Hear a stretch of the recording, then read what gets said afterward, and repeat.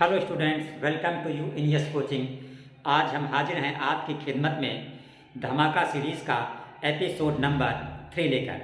जैसा कि हमने आप लोगों से प्रॉमिस किया था कि एपिसोड 3 में हम कक्षा 12 अंग्रेजी के जो मोस्ट इम्पॉर्टेंट लॉन्ग क्वेश्चन हैं प्रोज के, वो आपके लिए करेंगे। तो हमने पूरी प्रोज की बुक से आपके लिए सिर्फ 10 लॉन्ग क्वेश्चन सेलेक्ट किए हैं। आप यही 10 क्वेश्चन तैयार कर लीजिए। आपका बोर्ड एग्ज़ाम 2022 में पेपर बहुत अच्छी तरीके से सॉल्व हो जाएगा। जो भी लॉन्ग क्वेश्चन आएगा पेपर में वो आपका फंस जाएगा। तो क्वेश्चन शुरू करने से पहले आपसे एक छोटी सी रिक्वेस्ट, गुजारिश कि अभी तक अगर आपने चैनल को सब्सक्राइब नहीं किया है तो चैनल को सब्सक्राइब अवश्य कर लें।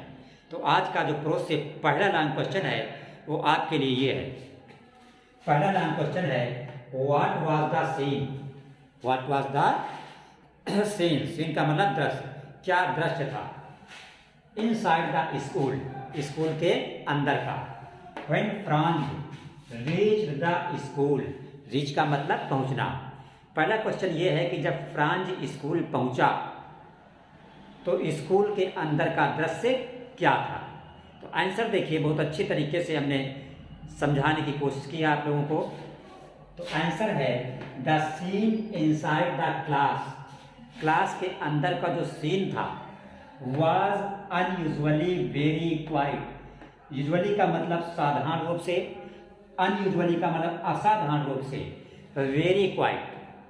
क्लास के अंदर का जो दृश्य था वो असाधारण रूप से बहुत ही शांत था।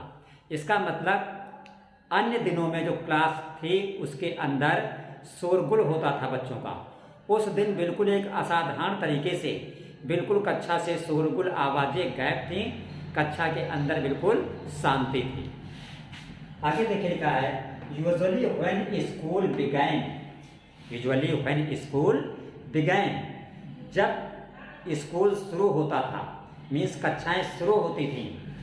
There was a great noise, तो बहुत नॉइज होता था। नॉइज का मतलब शोर होता था। Anyone could heard out in the street, और शोर इतनी तेज होता था कि कोई भी बाहर गली में उसे सुन सकता था। His classmate had already taken their places, और उसने कक्षा में क्या देखा, फ्रांज ने, कि उसके जो क्लासमेट हैं वो पहले से ही अपने स्थान पर बैठ चुके हैं। एम हैमिल वॉज वॉकिंग, हाँ, और क्या लिखा है, एंड टीचर, और टीचर का नाम क्या था, एम हैमिल। हमने शार्ट क्वेश्चन में बताया था, जब आपको एपिसोड नंबर 2 में शार्ट क्वेश्चन हमने कराया था। And teacher M Hamel was walking up and down with his iron ruler under his arm, और जो टीचर एम हैमिल थे वो बगल में लोहे की राड अपनी दबा के इधर उधर अप एंड डाउन, ऊपर नीचे क्लास में टहल रहे थे। Franz was very afraid, Franz बहुत भयभीत था, मीन्स डरा हुआ था। But M Hamel said very kindly, Franz क्यों डरा हुआ था? क्योंकि वो स्कूल लेट पहुंचा था। लेकिन हुआ क्या कि but M Hamel said very kindly, teacher M Hamel जो थे उन्होंने डांटा नहीं उसको, बल्कि वेरी काइंडली, बहुत ही विनम्रतापूर्वक कहा। क्या कहा फ्रांज से? Go to your place quickly, Franz से कहा कि अपने स्थान पर जल्दी से पहुंचो। Little Franz, we were beginning without you, कहा तुम अपनी सीट पर जल्दी पहुंचो और हम कक्षा तुम्हारे बिना ही स्टार्ट करने जा रहे थे, मीन्स पढ़ाने जा रहे थे। ही noticed that his teacher had put on his beautiful cloth. He noticed, किसने नोटिस? फ्रांज ने। जो फ्रांज स्टूडेंट था, फ्रांज ने नोटिस किया, ध्यान दिया कि उसके टीचर जो एम हैमिल थे वो सुंदर कपड़े आज पहने हुए हैं। Besides it, the whole school seemed very strange and quiet. और साथ साथ जो पूरा स्कूल का नज़ारा था आज फ्रांज को बिल्कुल स्ट्रेंज, अजनबी, एक विचित्र लग रहा था और स्कूल में बहुत शांति का माहौल लग रहा था। One thing surprised Franz very much. One thing surprised Franz very much. एक चीज ने फ्रांज को बहुत आश्चर्यचकित किया। वो चीज क्या थी? ही सा, उसने देखा, पीपुल ऑफ, उसने देखा, क्या देखा? पीपुल ऑफ, लोग। कहाँ के लोग? उसके विलेज के। कहाँ बैठे हैं? पिछले सीट पर। तो थोड़ा एक लाइन, बोर्ड छोटा होने के लिए नहीं आ पा रही है, आप इसको नोट करिए। ये एक लाइन जो है हम इसके ऊपर लिखे दे रहे हैं। कहाँ से ऊपर लिखेंगे? देखिए लिखा, ही सा, उसने देखा, पीपुल ऑफ, पीपुल, कहाँ के पीपुल? ऑफ विलेज, गांव के लोग। इसको हम बिगाड़ रहे हैं यहाँ से, तो यहाँ से हम इसको इरेज कर रहे हैं, राइट। तो पीपुल ऑफ, क्या लिखा है? पीपुल ऑफ, पीपुल ऑफ के आगे लिख दीजिएगा village. People of village were sitting, गांव के लोग बैठे हुए थे। कहाँ बैठे थे? बैक, BAC के बैक, बैक मीन्स पीछे, बैक बेंचेस ऑफ क्लास। ठीक, ये इतने शब्द जो है नीचे नहीं आ पा रहे थे बोर्ड में, इसलिए हमने जो है ऊपर की एक लाइन इरेज कर दे और जो नहीं आ रहा था नीचे हमने उसको ऊपर लिख दिया। तो हिस्सा, उसने देखा, क्या देखा? कि पीपुल ऑफ विलेज, जो गांव के लोग हैं, were sitting bye benches of class, class की पीछे की बेंचों पे बैठे हुए हैं। तो आई होप ये क्वेश्चन आपको अच्छी तरीके से समझ में आ गया होगा। आप ये ऐसा मत सोचिएगा कि हम सामने खड़े हैं तो आपको क्वेश्चन नहीं दिख रहा। हम साइड में हटते हैं, क्वेश्चन फुल दिखता है, आप आराम से नोट कीजिए। तो नोट कीजिए क्वेश्चन नंबर 1। उसके बाद हम long question, important long question number 2 आपके लिए करते हैं।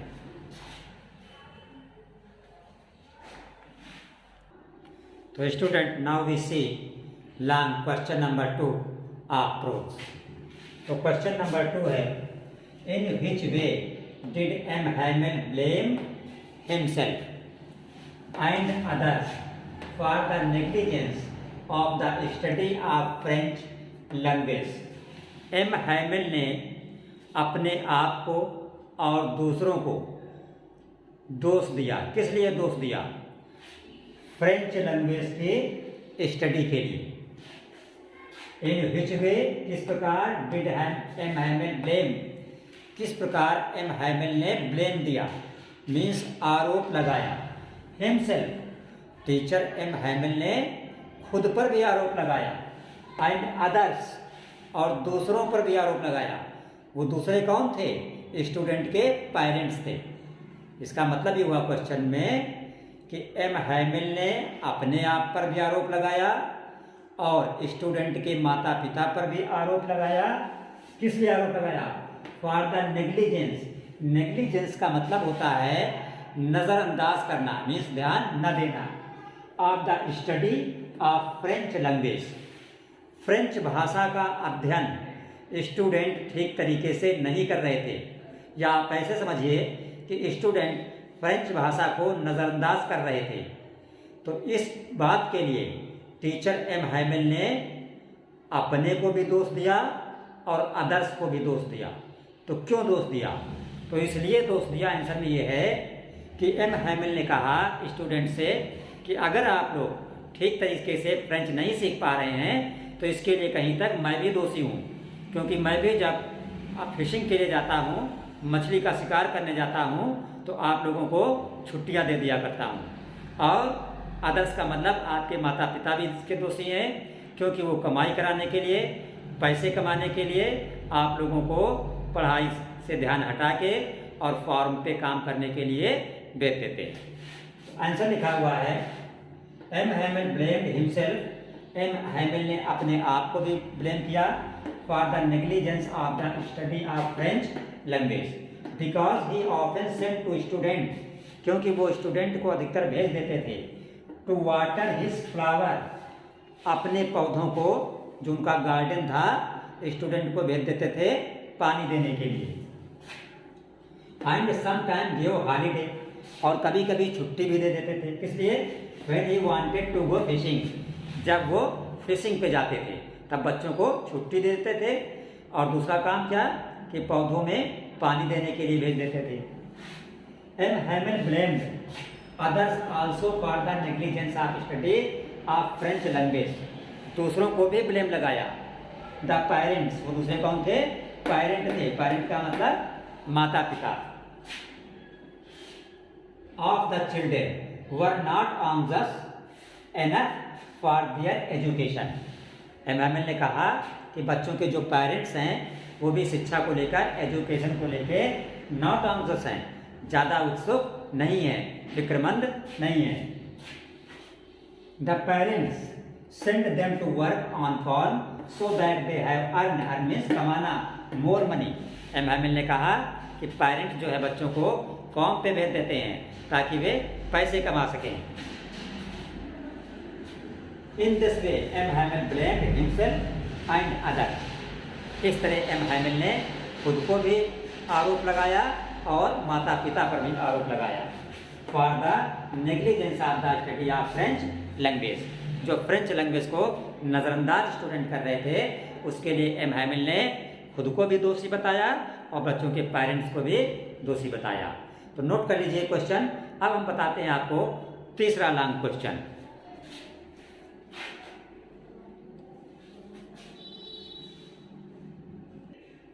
तो स्टूडेंट तीसरा क्वेश्चन आपका है हु वाज साहिब। ये क्वेश्चन जो है आपके प्रोज में सेकंड लेसन जिसका कि नाम है लास्ट स्प्रिंग उससे लिया गया है। क्वेश्चन है हु वाज साहिब, साहिब कौन था? What was the plight, what was the plight, plight का मतलब सिचुएशन, स्थितियाँ, वो कौन सी स्थितियाँ थी? दैट कॉम्पेल, कॉम्पेल का मतलब होता है मजबूर कर देना। That compel him to wander in the street of Delhi for the rag picking. Rag picking का मतलब होता है कूड़ा बिनना। आपने देखा होगा गरीब बच्चे जो है झुग्गी झोपड़ियों में या आप कहीं भी देख सकते हैं कूड़ा जो है बिना करते हैं। तो उनमें से साहिब भी एक लड़का था। तो क्वेश्चन ये है कि साहिब के सामने ऐसी कौन सी स्थितियाँ थी जिसके लिए वो कूड़ा बिनने को मजबूर था? तो आंसर है Sahib was a poor rag picker of Seemapuri who had migrated from Dhaka as star swept away their home and field। Sahib जो है वो एक गरीब कूड़ा बिनने वाला था जो सीमापुर में रहता था। कहाँ पे? सीमापुरी में। ये कहाँ पे है? दिल्ली में। Who had migrated, माइग्रेट का मतलब होता है जो आया था दूसरी जगह से। कहाँ से आया था? फ्रॉम ढाका, ढाका से आया था। ये ढाका जो है ये बांग्लादेश में आते हैं। तो साहिब जो है ढाका से आया था, मीन्स बांग्लादेश से। क्यों आया था? क्योंकि तूफान में वहाँ पे उसका घर और फसल सब नष्ट हो गया था। इस उम्मीद से कि यहाँ पे कुछ अच्छा वर्क मिल सकता है इसलिए वो सीमापुरी आया। आगे लिखा हुआ है his full name was Sahib Alam meaning the Lord of the universe. उसका पूरा नाम साहिब आलम था। साहिब आलम का मतलब होता है लॉर्ड ऑफ यूनिवर्स, मीन्स पूरे ब्रह्मांड का मालिक। फैमिली ऑफ साहिब के इन 1971 फ्रॉम बांग्लादेश। साहिब का परिवार जो है 1971 में बांग्लादेश से आया था। दे वर वेरी पुअर, वे बहुत गरीब थे। क्वेश्चन है व्हाट वाज प्लाइट, वो कौन सी स्थिति थी, क्यों कूड़ा बिनता था? तो लिखा हुआ है दे वांटेड टू रीड, वे पढ़ना चाहते थे but there was no money, लेकिन उनके पास पैसा नहीं था। Their condition was very miserable, उनकी कंडीशन जो थी बहुत मिजरेबल थी, मीन्स दयनीय थी। लाइक अदर रैग पिकर्स, जैसा कि दूसरे भी कूड़ा बिनने वालों की थी। They had no other option, उनके पास कोई दूसरा विकल्प नहीं था, पैसे नहीं थे कि कोई दूसरा बिजनेस वे कर सके। They do this for their living, और ये अपने लिविंग के लिए करते थे, लिविंग का मतलब जीविका चलाने के लिए। दैट इज द रीजन, यही कारण था, दे वर कंपेल, कंपेल का मतलब वे मजबूर थे, to wander in the street of Delhi for rag picking, कूड़ा बिनने के लिए वो दिल्ली की गलियों में घूमा करते थे। बस उसका यही कारण था, गरीब थे, पैसा नहीं था, कोई दूसरा बिजनेस कर नहीं सकते थे। तो स्टूडेंट्स आप इसको नोट कर लीजिए।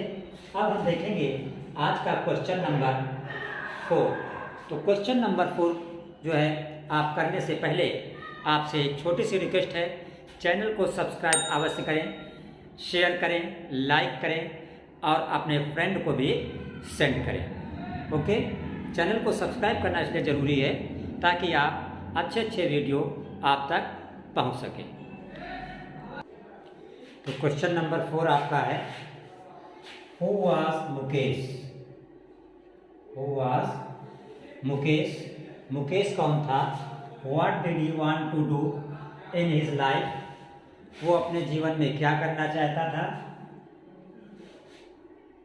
And what did he not want to follow, और वो क्या नहीं करना चाहता था। तो ये भी इसी लेसन का क्वेश्चन है। तो मुकेश जो है कौन था?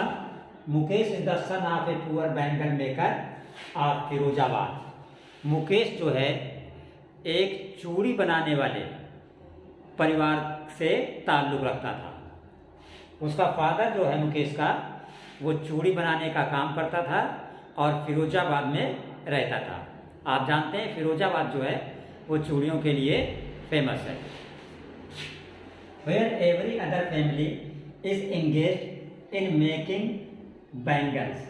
Where every other family, Firozabad में हर दूसरा परिवार इसी चूड़ी बनाने के व्यवसाय से संबंधित है, मीन्स चूड़ी बनाने का कार्य करता है।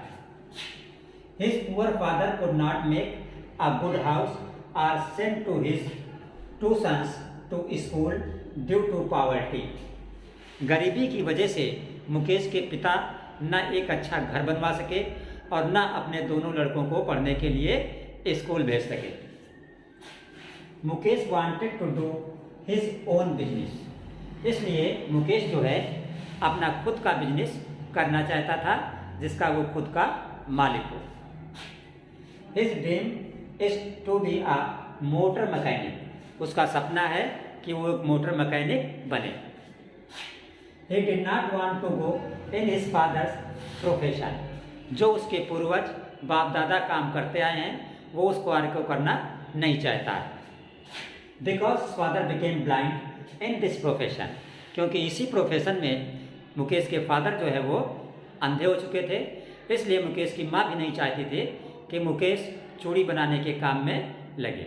ओके, तो स्टूडेंट अब हम लोग देखेंगे क्वेश्चन नंबर 5। तो क्वेश्चन नंबर 5 आपके लिए है, why did iron master came to the forge? ये जो वर्ड फॉर्ज है, फॉर्ज का मतलब होता है कारखाना। मीनिंग हम आपको बता रहे हैं, जो भी बताएं आप अपनी नोटबुक पे मीनिंग लिख लेना, क्योंकि जब हिंदी में मीनिंग पता होती है तभी आप उसको अच्छी तरीके से तैयार कर सकते हैं। तो क्वेश्चन है, why did iron master came to the forge? Forge means कारखाना। आयरन मास्टर जो है वो कारखाने पर क्यों आया? दैट नाइट, उस रात। What did he observe there? वहाँ उसने क्या देखा? And what did he decide then? फिर उसने क्या फैसला किया? आगे लिखा है, how did he fulfil his desire? उसने अपनी इच्छा को कैसे पूरा किया? ये आपका क्वेश्चन है, क्वेश्चन नंबर 5। हमने आपके लिए 10 क्वेश्चन सेलेक्ट किए हैं, ये 5वां क्वेश्चन है। तो आंसर लिखा है, the owner of the mill, जो मिल का ऑनर था, ऑनर का मतलब मालिक, was a very prominent iron master, बहुत ही प्रोमिनेंट था, मीन्स हर चीज़ को चेक करता था कि उसके कारखाने में कहाँ पे क्या हो रहा है। हिज ग्रेटेस्ट एम्बिशन, एम्बिशन का मतलब होता है इच्छा। His greatest ambition was to ship out good iron to the market. उसकी सबसे बड़ी इच्छा थी, हार्दिक इच्छा थी कि उसके मिल से, कारखाने से ऐसा आयरन बने जो बहुत ही बेस्ट क्वालिटी का हो और मार्केट में सबसे अच्छा हो। He focused quality and kept a watch on the work day and night. उसने फोकस किस पर किया? क्वालिटी पर, कि जब क्वालिटी बेहतर होगी तो मार्केट में उसका आयरन बिकेगा, और इसके लिए वो दिन रात नज़र रखता था। He came to the fort on one of his nightly round of inspection। Inspection का मतलब होता है निरीक्षण। एक रात वो रात में निरीक्षण करने आया। The iron master noticed a person in dirty cloth lying quite close to the furnace। Furnace का मतलब होता है भट्टी। फर्नेस मीन्स भट्टी। तो लिखा हुआ है He came to the fort on one of his nightly rounds of inspection। The iron master went near him very carefully। लिखा है Iron master noticed a person in dirty clothes lying quite close to the furnace। कि एक आदमी गंदा कपड़ा पहने कहाँ लेटा हुआ है? भट्टी के पास लेटा हुआ है। The iron master went near him very carefully। Iron master उसके पास बहुत कायदे से गया। वेरी केयरफुली, ध्यानपूर्वक देखा। Then he remove his slouch है, लिखा स्लाउच SLOUCH। स्लाउच का मतलब वो हेड जो आगे की तरफ झुकी होती है, तो उससे जो है कम क्लियर दिखता है। तो उसने जो स्लाउच हेड थी, आगे झुकी हुई हेड थे, उसको हटाया। स्लाउच है to get a better view, ताकि एक अच्छी तरीके से उस आदमी को देख सके जो गंदे कपड़े पहने हुए था। आप इस फेस, उसका चेहरा देख सके। ही थॉट, उसने सोचा, he was an old familiar, कि वो उसका कोई पुराना परिचित है। एंड सेड, और जब उसने देखा तो उसके मुँह से क्या आवाज़ निकली? आयरन मास्टर के मुँह से, बट आपको, उसने वास्तव में क्या कहा? इट इज़ यू, अरे ये तुम हो। निस अलॉफ, अरे निस ला, ये तुम हो। तो ये हुआ आपका क्वेश्चन नंबर 5 का आंसर। आप नोट कर लीजिए। अब हम बताएंगे आपको आंसर नंबर 6। नोट कर लीजिए। राइट, क्वेश्चन नंबर 6 आपका है what was fear of Douglas. Douglas को किस चीज़ का डर था? How did it come in the life of Douglas. और ये डर जो था वो डगलस के जीवन में कैसे आया? तो आंसर आपका लिखा हुआ है the Douglas feared to water. Douglas पानी से डरता था। This happened when he was child of 3 or 4 years of old. और ये डर उसके मन में, डगलस के मन में तब से बैठ गया जब वो 3 या 4 साल का बच्चा था। He was at beach of California. घटना वहाँ की है, एक बार वो अपने पिता के साथ कैलिफोर्निया के तट पे था, सागर पे।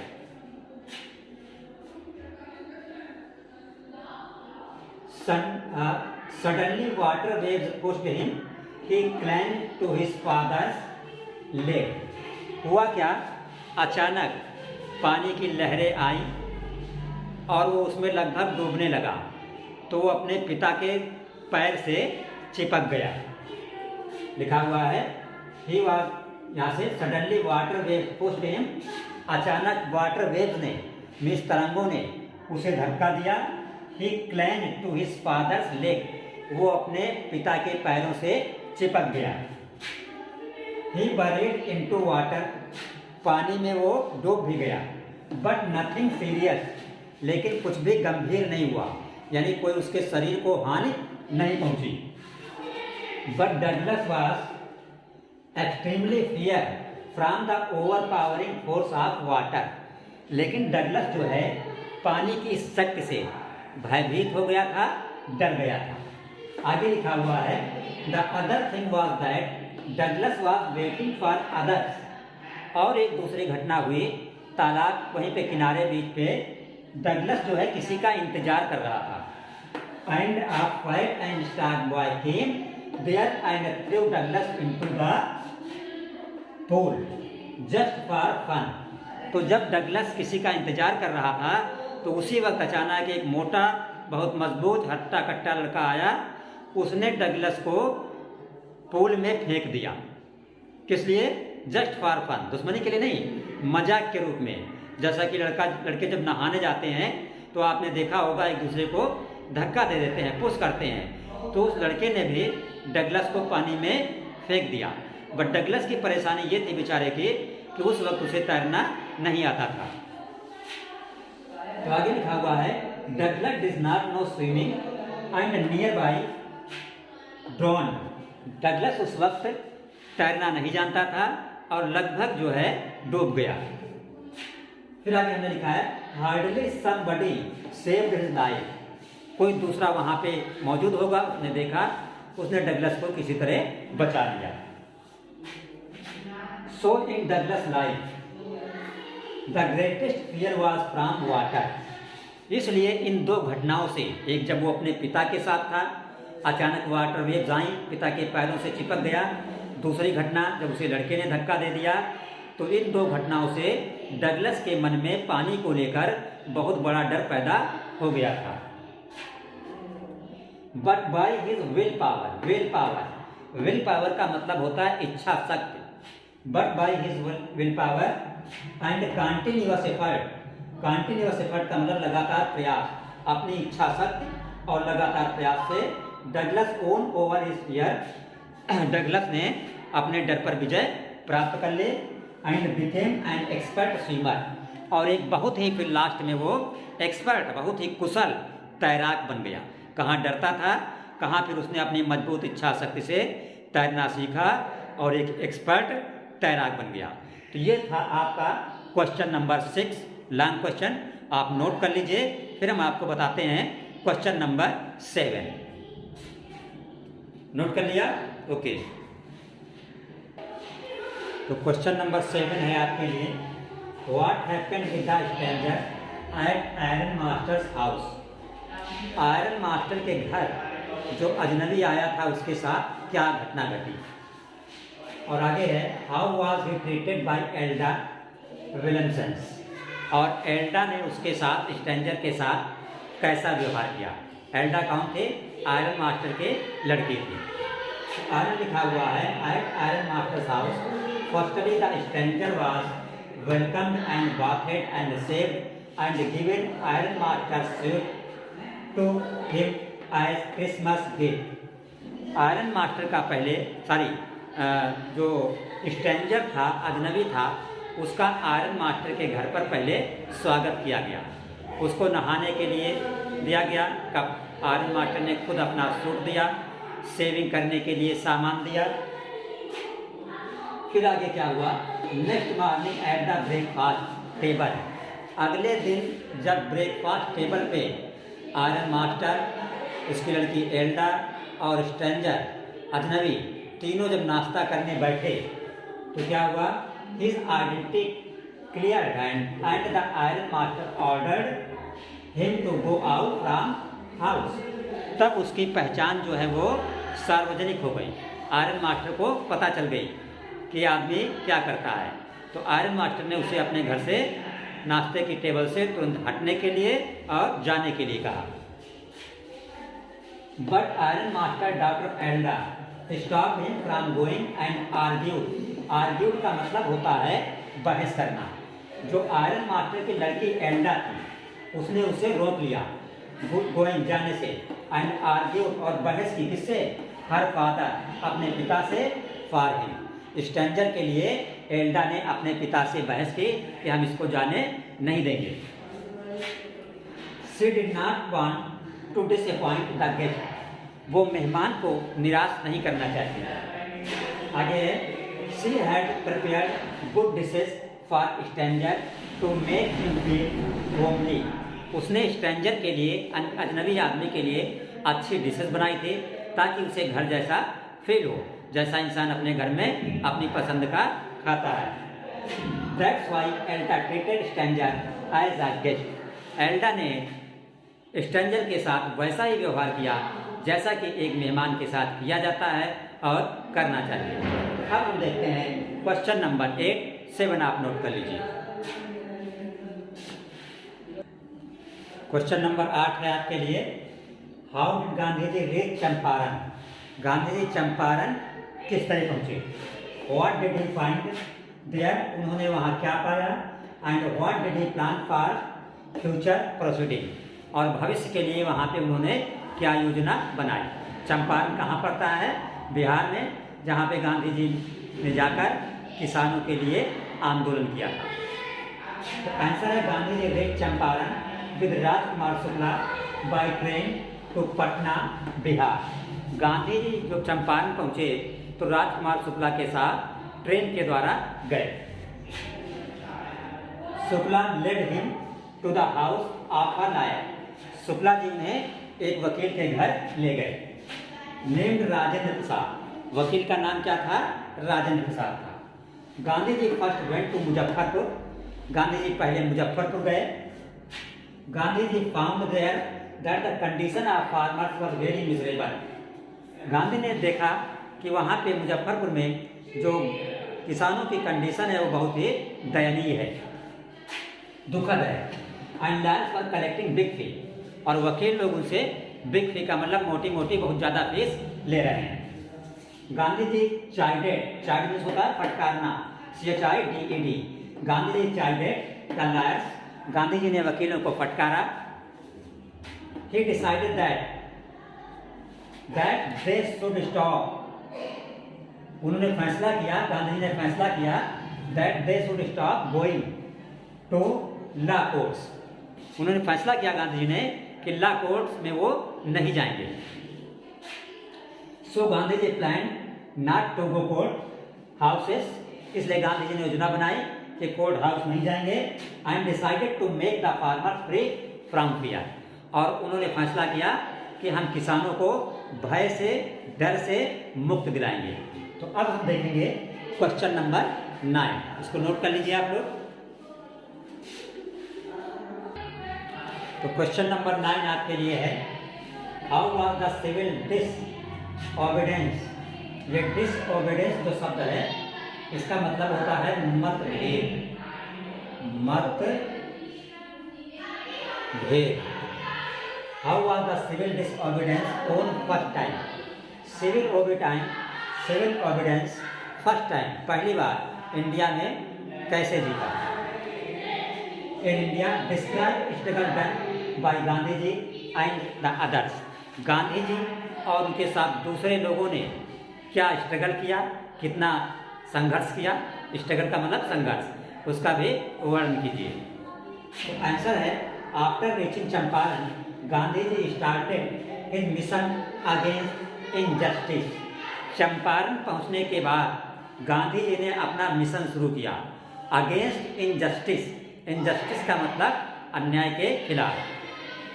He was working hard in various means, वो कठिन परिश्रम कर रहे थे, गांधी जी ने कठिन परिश्रम किया। और वेरियस मीन्स का मतलब बहुत तरीके से, कौन कौन से वो तरीके थे लिखा हुआ है, एज मीटिंग विद फार्मर्स, किसानों के साथ मीटिंग करते थे, लॉयर्स, वकीलों के साथ मीटिंग करते थे, ब्रिटिश ऑफिसर्स, अंग्रेज जो अधिकारी थे उनके साथ मीटिंग करते थे, लैंडलॉर्ड्स, जमींदारों से मीटिंग करते थे, हायर अथॉरिटीज से भी मीटिंग करते थे। हायर अथॉरिटीज का मतलब कि जैसे कमिश्नर हुए, मजिस्ट्रेट, DM, उनसे मीटिंग करते थे। Many times he was sent notice to leave it, कई बार अंग्रेज शासन की तरफ से उनको चेतावनी दी गई, नोटिस भी भेजी गई कि आप ये काम सब रोक दीजिए। But every time he refuse, refuse का मतलब होता है इनकार करना, लेकिन गांधी जी ने हर बार अपना मिशन रोकने से इनकार कर दिया। And more strong against injustice, और जब भी उन्हें वार्निंग मिलती थी तो पहले से और से ज़्यादा ताकतवर होकर अन्याय के खिलाफ खड़े होते थे। मैनी टाइम सपोर्टर्स वर डिस्प्रेस, कई बार उनके जो सपोर्टर थे वो डिप्रेस हुए, यानी उनका मन कमजोर हुआ।